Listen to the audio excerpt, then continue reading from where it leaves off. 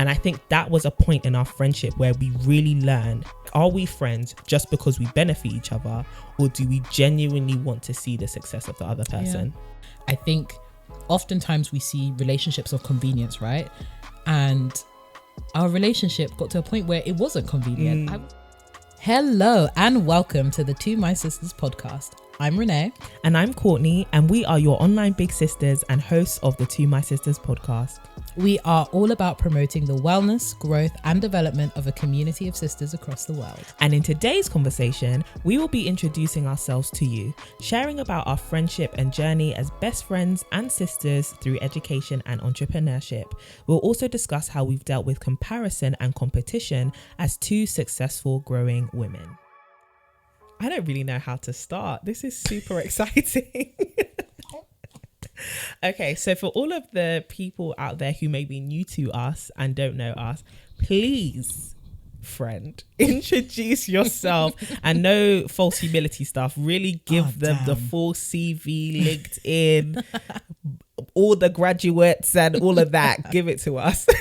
Awesome sauce. Oh, this is super exciting. Hey guys, my name is Renee. For those of you that don't know me, I am an educator, entrepreneur, online persona, and I believe that's me. In terms of my story and my journey, so I was born and raised in North London. Went to a state school in North London with Courtney, actually, where we met and became really good friends.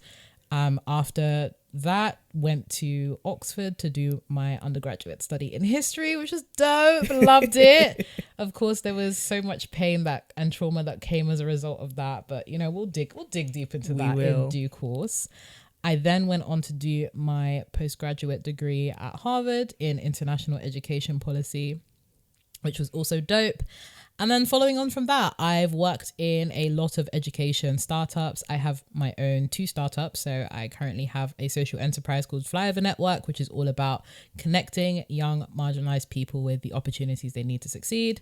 And I also own a company called The Well Brand, which is all about empowering young content creators and writers like myself to create mindful content.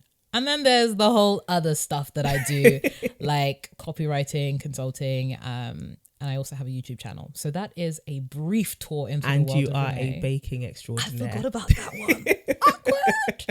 Awkward. Yes, I bake. I am a baker at Ren Bakes. That's me. I think that's me.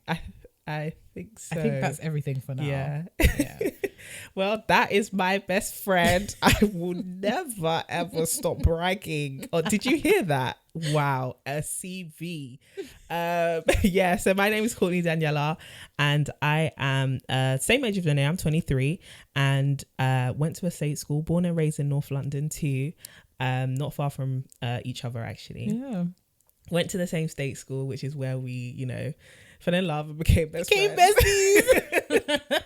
And went to the University of Cambridge, started my degree in human, social and political sciences in 2015 and graduated in 2018. And as soon as I graduated, I went straight into entrepreneurship and I started my own company called CDB London. And Boss babe. Sorry, let me stop doing ad-libs for you, Shah. This is not a Migos track. Let me behave. Oh, love it. And it's a end-to-end wig making service for women all around the world to get good hair, good wig making, and just to support a community of Black women who are creating and defining beauty. And yeah, that's basically what brings us here today. I don't have as many extra talents like Renee. Get out of here, a whole business owner. But yeah, I guess one thing that's interesting is I've been doing hair literally for like 10 years, being a hairstylist for 10 years. Literally, whilst I was at sixth form, I was working in like different salons and stuff. So hopefully we can talk more about things like that. But with that kind of introduction and with you understanding who we are, 2 people super passionate about education, entrepreneurship, but also friendship and sisterhood. And that is basically what led us to create this podcast, the desire to share with people. And I guess, Renee, you can kind of put your perspective on it as well. But I think for me, the desire to share with people that you really can't do life alone. Yep. And life is better done with a sister or 2 or millions in our case, who can really be there to pull you up when you're down. And I'm sure as the podcast goes on, we'll like reveal more about our story and more about our sisterhood. But I guess take us to how our relationship, how our friendship started. Full score and many years ago. I just, wow.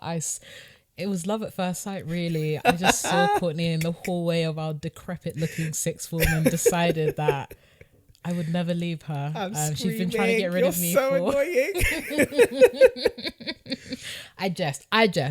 But just to comment really quickly on what Courtney was saying about, you know, this whole idea of sisterhood is just so important to us, because in a world where we often focus so much on romantic relationships, or when we focus on this whole idea of being a individual person, like, you know the whole like I back myself, like can't trust anyone else and that kind of nonsense.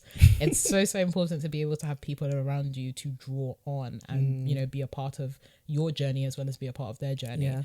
In terms of me and Courtney's journey and how that started, so we went to the same state school, and you know, the whole year 7, year 8, year 9, we were like acquaintances. I wouldn't say that we were friends until about like the year 11 into the sixth form leap. And when we transitioned into sixth form, that was when we started hanging out a lot more. We were literally in like 3 out of 4 of our A-level classes. We used to sit at the front of every class as well, together, being so insufferable. I remember history, English, yeah, those were the 2 subjects where we proper like sat in the front. We were just the insufferable duo. And I remember when we decided that we were gonna pursue Oxbridge. It's such a vivid memory to me. We literally had like, I think it was like New Look as one tab open. Picture this, we were literally hunched over the computer in our sixth form common room, got Pretty Little Thing on one tab, we've got AliExpress on the other tab. Looking at bundles. We're literally looking at that 22-inch, like, you know, the next hair's gonna slay. And we also had Oxford and Cambridge up on the tabs. And it was then that we had our eureka moment, and we were like, maybe we should do this. Like, let's just see. And to give a bit of context, we've only had, I think, one person before us, like 3 or 4, 5 years ago, go to Cambridge. And we haven't, sometimes we saw her, you know, sometimes we didn't. And it was a big thing for us, because not only being part of the first generation of those kind of people going to Oxbridge was a huge deal for us. And even before that, but also during that process, I think that was when we really became close, because our journey into these places was so unique. And we literally, rather than be the kind of people that are, you know, competing in a way, we just decided, listen, we're going to double up on this. And Oxford and Cambridge are going to take us. Literally. And I'm going to pass on to you to actually describe the experience of when we both like found out that we got in. But what a saga. From application. From application to interview to, I have never like experienced such a train wreck of an till now, journey. till this day. That is actually the worst period of my life. It was the best, but it was the worst. It's so interesting, because I feel like you've explained it like so spot on, but I think our journey, like what Renee is failing to mention, is just how academically stellar she was. So gosh. I guess up until, like you're saying, like year 11 times, we knew of each other. And the reason why we knew of each other was, I feel like I was very loud, and I was also a very like, if I'm around, you know me. Do you get what I mean? I'm loud. I'm just that sort of person. But with you, it was like, that's the girl who's the smartest girl in our year. Like that was the title. That was the crown. I remember when we got our year 11 results, it was like, everyone's just like, yeah, what did you get? What did you get? What did Renee get? No one really cares about everybody else. What did Renee get? Renee bust out of GCSE with 10 A stars. And for the area that we live in, or the area our school was in, that was like, you're a genius. Like, you actually, not even just for the area our school is in, for the nation, you're a genius. For the nation. For the nation. Flying the flag for Britain. For real, no, but like for the nation, you are actually a genius. And I think at that moment, it was just like, no, like this girl's actually amazing. What was so funny is we were part of 2 separate friendship groups, but our friendship groups used to sit next to each other in the lunch hall. So I would like always see Renee. So it would be a hi, bye, like, you're right, yeah, cool. We were in the same useless French class at GCSE. So we need a whole episode for that one. Our useless GCSE French class. Anyone who was in it, shout out to you. I hope we all made it out. With something. That was the only GCSE I got a B in until now. I'm still bitter because my French teacher was Spanish. So anyway, we're gonna leave that to the side. And I feel like when we got into year 12, it was definitely like, well, for me, the majority of my friends had left our school to go to other sixth forms. So I had to find a completely new friendship group. And it was easy for me to kind of just move to the next table. Yeah. Like, okay, these girls that we always sit around, and it was you, it was a whole bunch of our other friends who we're still friends with, still meet up, do Christmas link ups, everything together. And that's when our friendship grew, when we were taking 2 very similar subjects, but also we both had the same format of, we were both taking history and English literature, and we'd sit next to each other at the front, like you said, just annoying our teachers. But also we both had a strategy of take one very academically strong subject and then one subject that you really love. So I took sociology and you took drama. So we like both were just like, yeah, let's just do one subject that, you know what, everyone's telling us it's useless. We should like put it to the side, but we just love it. And then let's take one to like offset that weight. So you took chemistry and I took maths. The trauma. Oh my gosh, those were the worst lessons known to mankind. Honestly and truly. Christ have mercy. Suffering. Indeed. Indeed. So I feel like we got each other through that because we were, like you said, like we were on such a similar path. And I think for you, having got such great GCSEs and stuff, even though going to Oxbridge wasn't something that was common to us, our area, our family, whatever, it was something that was like, you can do this. Like you can actually do this. Your interests, your academic intrigue, like all of it, you are just an academic person. And I feel like that was one of the biggest reasons why I latched onto you, because it was like, there's nobody with as much determination that I know apart from you. Like this was somebody like, you are somebody who, forget where I come from, forget what you assume I should be doing. Like I don't need to actually match up to expectations, statistics. It doesn't matter. If I want something, I'm going to get it, and nothing is going to stand in my way. And I was just like, yo, this girl is actually a living superhero. If I don't like just follow this girl like a puppy, like that's what I literally used to do. Like, Renee, what's the answer? Renee, where are you going? Literally. And I would do that. And I think I think this is why this conversation about sisterhood is so important, because even going into our application for Oxbridge, you were my rock. Like you were actually, nobody else understood the conditions, because there's one thing, you're applying to university, that's already extremely intense. You're 17, you're just trying to figure life out. And everyone's asking you, what do you want to do for the rest of your life? I don't know. Like, I actually have no idea. And we come home then to parents who don't really understand this academic education system. They may not have been to university themselves. So it's very difficult to come and talk to family about it. And it's hard to even talk to your teachers about it, because our teachers, I love our school at times. I don't want to say too much, but so it's not like you always got encouragement, because, and it's not also like you always got people who really understood what you were going through, because it was just so rare. Like you said, like there was one person who had gone to Cambridge before us, years before us, who was also quite removed from our circumstances and our context. As like 2 young black girls, very working class background. It was different. So it was just like, if anyone understands this, Renee understands. And I think that's what really bonded us together. Just understanding we're on a very similar journey and we're on a very similar life path, that it would almost be stupid to not do this together. You know? Exactly this. So to the application process. Oh, Jesus. And the reason why we sigh like that is, if you've the application to university is already a lot of paperwork. It's a lot of applications. Yeah. It's, you know, fill in this form and all of that. Okay, you do that, you got to pay for it too. It's not free. Oh, listen. That was a shock. You do that, and then Oxbridge then starts asking you for more. Yep. Like fill in the SAQ or come and do this admissions test or give us 2 essays. And it's just like, oh my days, like what's going on? And then on top of that, we had to prepare for interview. Yep. And so we're going through this process of like, okay, do we apply? Don't we apply? Where do we apply? What do we apply for? Yep. And we were just bouncing these ideas off of each other, because genuinely, apart from the knowledge we had both found on the internet, there wasn't really anywhere else we could go for information. No one really knew anything. Yep. And so we would do that, and literally it would be things like Renee would come to me in the common room and be like, you know, for your course you need to like hand in 2 essays. I'm like, what? Really? Huh? And I'll be like, oh yeah, you know, for your course like your you need to do this entry test. And we would just be bouncing off of each other, like make sure you've got this, make sure you've got this, and make sure that we're both at our tip top shape, helping each other with coursework. Yep.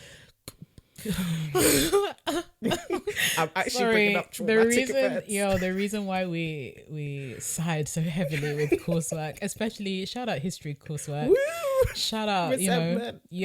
shout out history A level. You guys, you held us down when we were going through it, and we were receiving all sorts of letters below D for our coursework. Can you imagine us? Bear in mind, Renee started off the year, like she started off year 12, fresh into sixth form, getting A's off the bat. Like it would just get an A. Then we'll go to history. It's like, here's an E.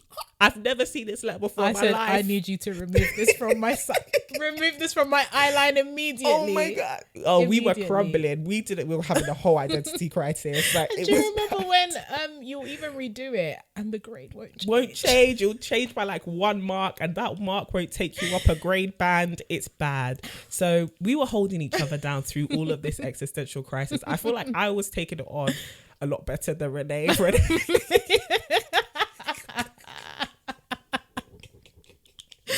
This is true. Oh, listen, as much as Courtney can, big me up, like when I say I really leaned on you during these times of high distress and rolling with the punches, I think what I admire so much about Courtney is her adaptability. She has much more capacity than I to adapt to these things. So like when I received my first ever like E, I was just like, I don't even speak this language. Like I don't get it. Whereas with someone like Courtney and bouncing off of her and realizing this is actually not my identity, that I can, I do have capacity to change. Like, I can still develop and do better. Having someone there that's always fighting your corner, especially during the times where, we're applying to Oxford and Cambridge, we're submitting coursework. We can't submit coursework that says that's E. That's an E. It's not possible. Oh. So throughout this... E. God. It's almost like you just want to sabotage me. I don't understand. And it's so true. And so when we got to that Oxbridge process, I just remember, obviously from we can laugh about it now, but at the time anxieties were really high, and we were both going through personal things like at home. And I remember like there were just during this period my mum got sick, and I feel like this was when I really understood like Renee is in my corner. I remember I was doing hair at a salon. This is all during year 13. So we're applying, our applications have gone through, and we're just waiting to hear back. Are you like getting into interviews or what? And my mum was sick, and I really thought like for my whole family, we just thought like this is a sickness my mum might not come back from. And I remember just having that pressure of like, okay, my mum can't work. She's like really holding us down financially. And so I need to take on that financial burden. And so I remember we were sitting in an English lesson and our English teacher wasn't there. Yeah. And we had a substitute. And the thing about me is, I don't know why my attitude was like this. This was before I got saved. I don't rate anyone. Your attitude, oh my attitude gosh, was really bad. So I was just in like the lesson, like I really don't give a crap about what this substitute is telling me to do. I'm really having an emotional day. I've just found out my mum is sick, and I remember like just when you're looking at your paper, you're trying to work, but you're welling up. Like I could feel the tears were coming just from the tiredness as well. Like trying to manage a part-time job, but also trying to get these good grades, and everyone telling you can go to Cambridge, but inside you feel like you really can't. And so I just burst into tears. I ran out, so dramatic. I'm very dramatic. I ran out of the classroom, ran into the toilets across the hallway, and just started bawling my eyes out. And I'm not a crier. I don't really cry that often. So when I do cry, it's like, woo, everything's coming out. Ooh, sis, everything is coming out. And I was just crying and crying and crying. And not to my surprise, but to my comfort, Renee came in running behind me and was like, what's wrong? And I was like, I don't think I'm going to go to uni. I don't think I should go to uni. And you were like, you're going to uni. And you sat there. And the thing is, I remember you cried with me. And Renee, if I don't cry, Renee's a thug. Renee does not cry. And she was there crying with me, and she hugged me and she was like, no, we're going to get through this together. You're going to go to university. Your mum's going to be okay. If anyone can do this, you can do this. And I just thought in that moment, like, damn, this is like my rock right now. Like, this is somebody who's really reminding me, not just that they're great and they're here for me, but that I'm great and they won't let me settle for anything less than what I should be. And I needed that. And in that moment, it was just like, yeah, you know what? Wipe your tears. We're gonna go and get this because we deserve this. Yep. And at that moment, I think that's when everything turned during that year, and the trajectory changed from oh, we'd be so lucky to get this to nah, they're lucky to get us. Like, we're just gonna work for this. We're going full beast mode. And I feel like year 13, that's what it was. Like, full beast mode. Have you studied? You haven't studied, get to study it then. Have you done this past paper? No. Well, I think you should go and do that there right now. There you go. Here it is. And that's exactly what we were on. We were just each other's motivators, but almost each other's almost like a drill sergeant. Yeah. Like, I won't allow you to fail at this, and I won't allow you to, until you fully decide that you don't want to do it anymore. If there is an ounce of you that still wants this, you're going to go and get it. Yeah. And I think that's one of the biggest things that I learned during that period of time. Like, I can have what I want. It's fine if you don't want it, but if you want it, go and get it. Yep. And that's what that Oxbridge process taught me. And I think one of the funniest things was when it was my interview. Like, my interview was coming and I was so scared. Yep. And I was in the sixth form common room. Like, I'm not going to go tomorrow. I'm not going to my interview. And the thing is, Renee wasn't there because Renee was at her interview, which was residential. So she was away for a couple of days. And I remember, like, one of our best friends came in and was like, did you hear about what happened to Renee? I was like, what? Yep. We will tell this story one day about our interviews, but like, she was on her way, she missed her train, her suitcase broke, this is this. And I was like, oh my days, what the heck is happening?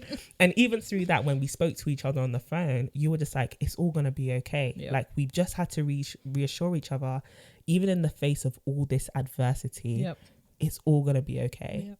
And that's where we got to. And surprisingly, well, I wasn't shocked when you got in. I wasn't shocked when you got in either. In fact, I was literally just like, I was just waiting. Wow. In fact, I was more excited that you got in than I got in. Like, literally, I got it and I was like, oh my God, this is amazing. But then when you got in, I just felt like a sense of just relief, happiness, and just, I knew it. Yeah. Like, I knew it in my heart. Like, when you were going through the process and all of the experiences that you shared, I'm sure we'll do a whole episode just like the interview experience itself.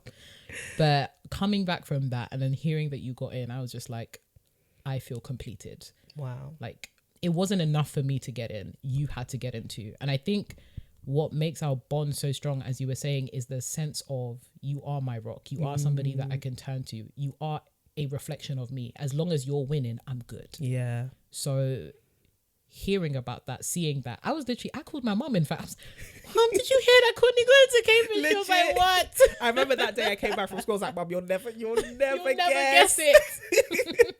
And it was like literally the same, exactly what you said. Like, when you're winning, I'm winning. Like, I know everything's actually gonna be okay. Yeah. And what was interesting about that time was just, I remembered, I think the day we got our actual A-level results and we knew we've got into university, like this isn't just the offer, this is it, we've got it. I remember because 2 years ago we had collected our GCSE results, we pulled up this Facebook conversation that we had Yep. when we got our GCSE results. It was actually so scary. emotional and so scary, because we pulled up this bear in mind at this point of this Facebook conversation, it's like a Facebook memory reminder, right? It was 2 years ago. We really didn't really know each other like that. But I remember posting my GCSE results, like, oh, this is what, because I was bragging about it to everybody, child. I was just like, yeah, this is what I got. And I remember you commented and you were like, this is so amazing. Yep. And then I commented back like, and well done to you and stuff like that. And I can't wait to see you go to Oxford. And then you commented back, well, if I'm going to Oxford, you'll definitely go to Cambridge. Yep. And that is exactly what happened. Dude, 2 years later. It's actually crazy. It is, man. And we proper put each other like, bet, okay, you're going to Oxford. I'll see you there. I remember. I literally remember commenting, bet, see you there. Yeah. And literally saw you there. Yeah. Actually saw you there. And what's really interesting about the application process, that was even like the first half of the battle. The second half of the battle was when we actually pulled up to these places. Yeah, that's another conversation for another day. That really, because what's so interesting is I guess we've explained how we became sisters, how we became best friends, and what really bonded us together, and what we saw in each other that made us know that God really created us to be on this journey together, right? But then I think there was, once we had graduated, and we will tell the tales of that university degree, because that was a lot. But once we graduated, I think what was interesting and a pivotal part of our friendship was we were no longer we were on the same journey in a very similar direction, but we weren't taking the same routes and we weren't taking the same, I guess, modes of transport on that journey. I had started a business straight away, but you went and did your postgraduate. And I think what would be interesting to talk about is how did we, during that time, because this is one thing that people often bring up with friendships between women. There's a lot of like comparison, cattiness, competition, backhanded compliments, shade, basically frenemies, right? Your frenemies, your friends, but really deep down your enemies. And you really just want what the other person has, or vice versa. And I think that was a point in our friendship where we really learned, is this just because, like, are we friends just because we benefit each other, or do we genuinely want to see the success of the other person? Because you went off and did a whole postgrad at Harvard, and I was just here like, yeah, but just start here we this. go. You see, here we go. Here we go, Courtney. Because this is the thing, like, right? Like, it's really a question. Like, it's a case of perspective. Yes. For you, looking at me and seeing that, it was always funny to me, because I was always like, oh, look at me, I'm still in education, and this girl has gone off to go and start her business and like be a flourishing like content creator and entrepreneur, and I'm still reading. I'm still reading, albeit at Harvard. I'm still reading. And I think, as you were saying, it's so important to also acknowledge the fact that sometimes these things can actually appear. Like when we see online friendships and relationships and stuff, it can often look so polished and like, oh, they were always friends and always close and stuff like that. But the fact that we were also dealing with these doubts about ourselves and our journeys is just a testament to the fact that that's what real friendship looks like. The fact that, not even that, but the fact that we could also share that, right? The fact that we actually had honest conversations, and like literally I went to Courtney, I was like, Courtney girl, am I supposed to be doing this? Because I'm not gonna lie, like, you look like you have it all together, and says I'm just breaking apart at the seams. And then Courtney would be like, oh no girl, I'm broke. I'm broke. I've been breaking. And I think it was during that time that we really understood and learned how to cheer from different parts of the corner that we had been holding down. Like, it was easy to always cheer someone on that looked like you or was doing the same things that you were doing. But then now learning going to a new level of sisterhood where you could appreciate somebody coming into the fullness of their true purpose and their calling as distinct from your own it's a level of friendship and sisterhood that I'm so grateful that we've reached. Because I think oftentimes we see relationships of convenience, right? And our relationship got to a point where it wasn't convenient. I was in the States for like a year. And it wasn't convenient. Even catch-ups were not convenient. Yeah. Like, communication wasn't convenient. The fact that you were like literally in the thick of entrepreneurship, dealing with all sorts of things that were coming at you left, right, and center, it wasn't convenient. It actually wasn't easy to be there for each other. Yeah. But we still held it down. And not because, you know, you make me look good or I make you look good, or, you know, it's a convenience thing or whatever, but genuinely because we have a vested interest in seeing each other win. Yeah. And not in the sense of like, you know, monetary or anything, but genuinely because we care about each other. Yeah. And I don't know why that feels like such a revolutionary thing to say nowadays. Like, I care about Courtney deeply. I love her like deeply. And why does it feel like so strange to say that almost in this like day and age? Yeah.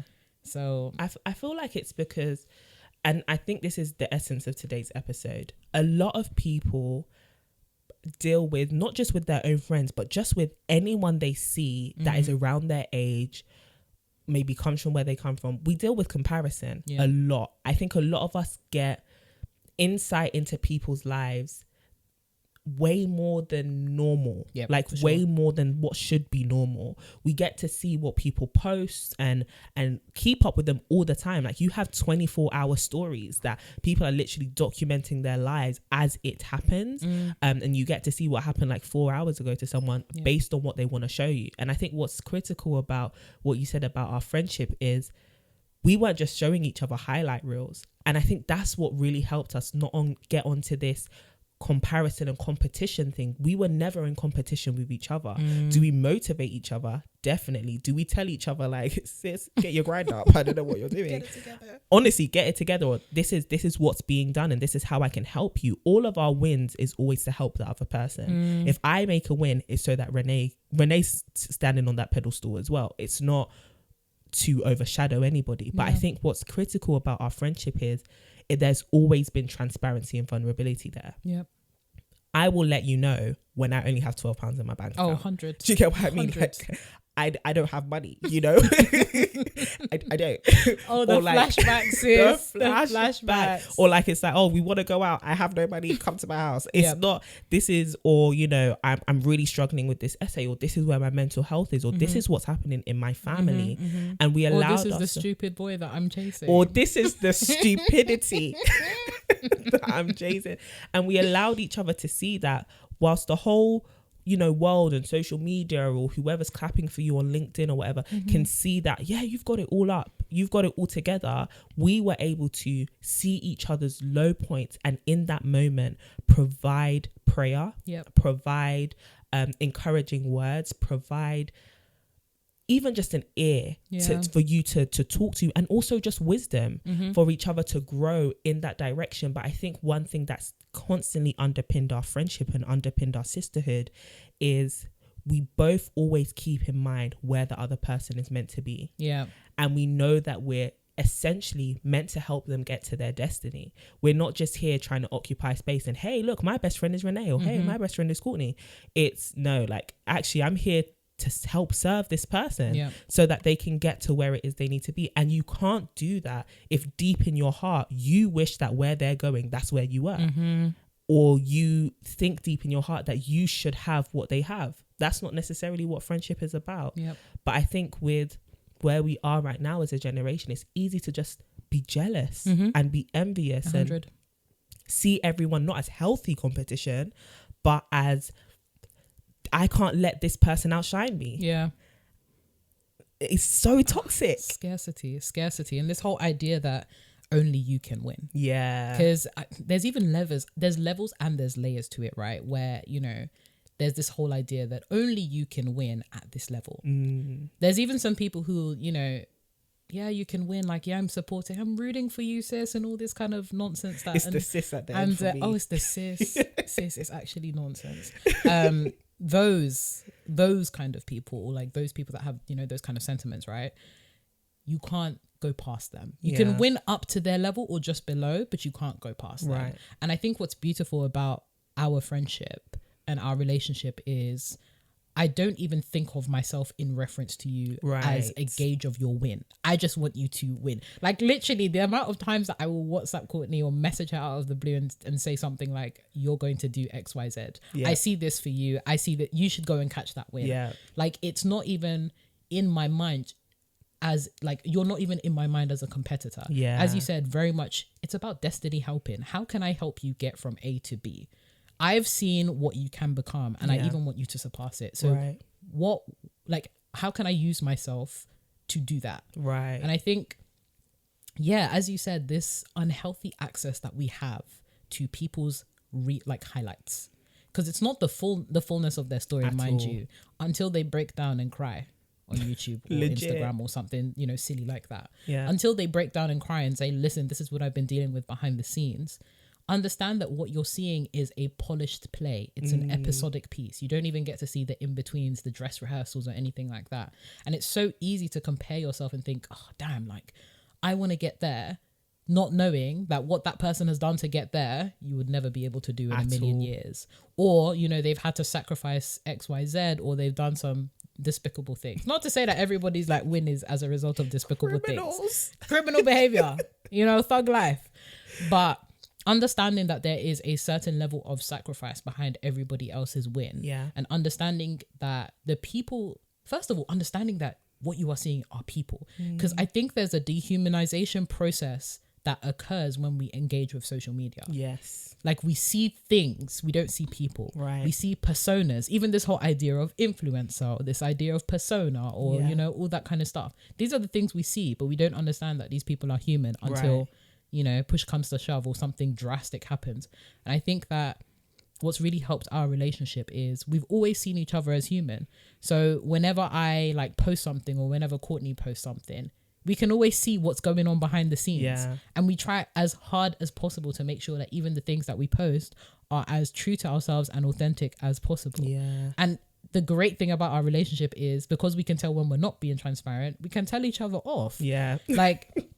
I think people I think people are also nervous about calling their friends out because they feel like, oh, like I'm a hater, or that's not true friendship. Listen, iron sharpens iron. Yeah. Sharp hurts. Pierce someone hurts. Word. And to be able to do that with somebody means that you really love them because you wanted them to do better. And I think we're definitely getting into a time where people are afraid of critique. But if anything, we should be grateful that we get critique from our friends because they are the ones that know us the best and are able to actually see the areas that we need to, sharpen up in. Straight up. And what's brilliant about us is I can call Courtney out. Courtney can call me out. And we've done it multiple times. Facts. If the video was crap, we'll say the video was crap. If the post was dead, the post was dead. Yeah. If what you said was inappropriate, it was inappropriate. Apologize. And there's no shadiness. There's no feeling some type of way about it. It's just straight up, I want you to do better. Yeah. I'm going to call you out because 100. Of that, for your own sake, not because of my sake, but because I care. Yeah. And do better. Yeah. Like the amount of times, as much as there's the whole, nurturing and caring and stuff like that, I feel like in a lot of female relationships, that critique element, that sharpness, get it together. Like I remember when you straight up told me to, and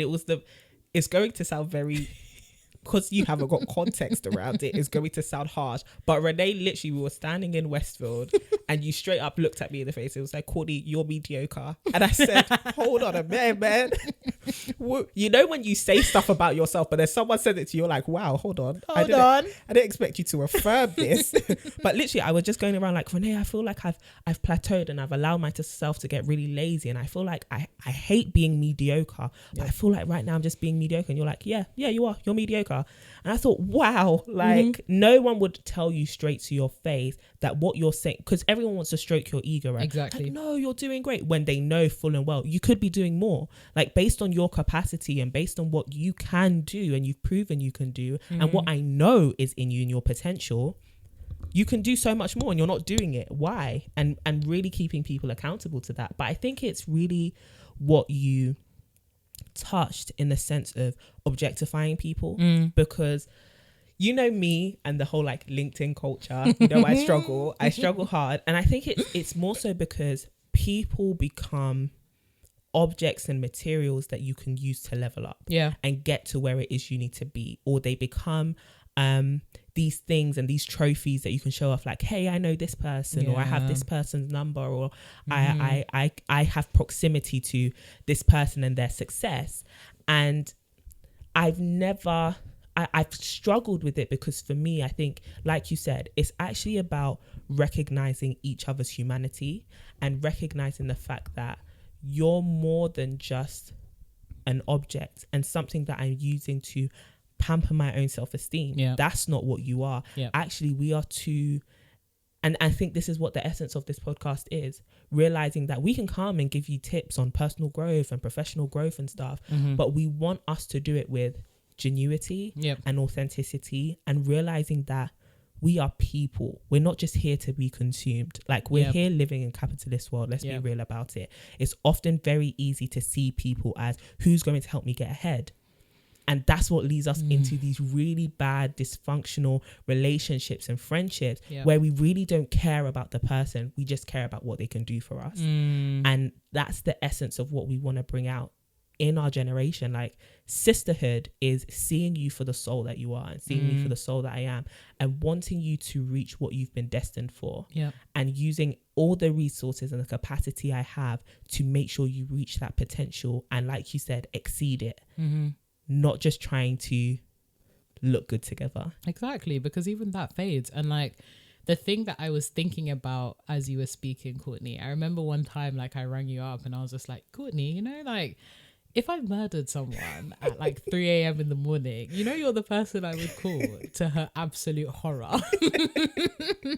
Context, I was watching like a docu-series on like a serial killer, because I'm strange and weird like that, and just have the curiosity level of, like, it's incomparable basically. And it really just made me think about this whole idea of trust, and the fact that, you know, humans are like made for social relationships, like real deep, meaningful social relationships. And the level of trust, even in that like ridiculous statement alone, but the level of trust that I have in you, with you, for you, is something that I so cherish. And in this kind of like community that we're trying to build and foster these kind of relationships, like, I really want other people to have that as well. Because I literally, like, that's the one thing that I'm like, ugh, I've actually got a Courtney in my life. Like, I've actually got somebody that I trust to this extent, somebody that I love to this extent. And whenever I engage with like other women or like, you know, younger girls, and I talk about you, they can already see, oh my God, like, that's such a beautiful thing that you have. And I'm always astounded by the amount of people that may not have that. And it's crazy. Like, it's so crazy, because it forms such an essential part of my own life, our bond, that it's like, to be without this, nah. Like, this is the reason why we have so many people that are over sensationalizing romantic relationships, or all sorts of other like problems in their life that they are now glorifying to fill that kind of like human relationship with other people. So it really is, it's beautiful. That's the only word that I can really use to explain it. It's beautiful. And we hope that you experience something like this too as you progress through these podcast episodes. This isn't just so that we can come and crush on each other. As you can tell, we do it a lot. But it's more so that you can start to develop, first of all, a sense of just loving yourself, and then being able to love people in a functional and healthy way that isn't just romantic, but actually makes you invest in your friendships, because oftentimes those are the things that affect you the most and grow you the most. But on that note, we're at the end of the first conversation. But yes, as we would love for you to join in the conversation with us.